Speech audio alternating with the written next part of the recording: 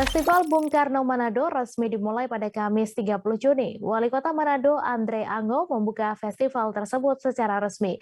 Cara pembukaannya cukup unik, di mana Wali Kota Manado didampingi Wakil Wali Kota serta Kapolda dan Forkopimda, masing-masing memukul alat musik tradisional berbagai suku yang eksis di Manado.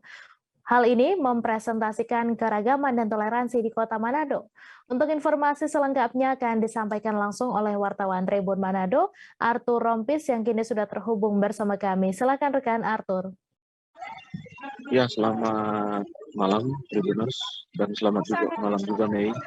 Jadi dari sini saya melaporkan Festival Bulan Bung Karno Manado sudah memasuki hari yang kedua dan festival ini dibuka kemarin melalui suatu seremoni yang cukup akbar, yakni di situ ada Wali Kota Manado, Andre Ango, Wawalu, dan serta sejumlah Forkopimda melakukan pemukulan seluruh alat musik tradisional yang ada di Kota Manado.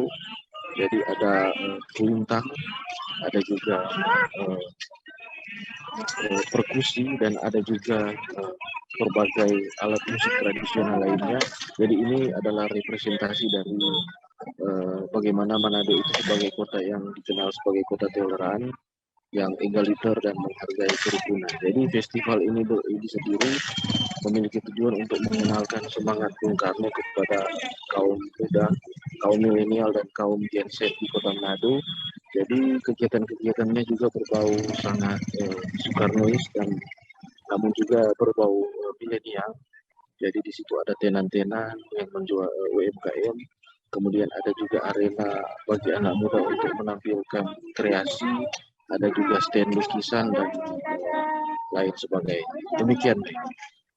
Baik, terima kasih rekan Arthur atas laporan Anda. Selamat bertugas kembali.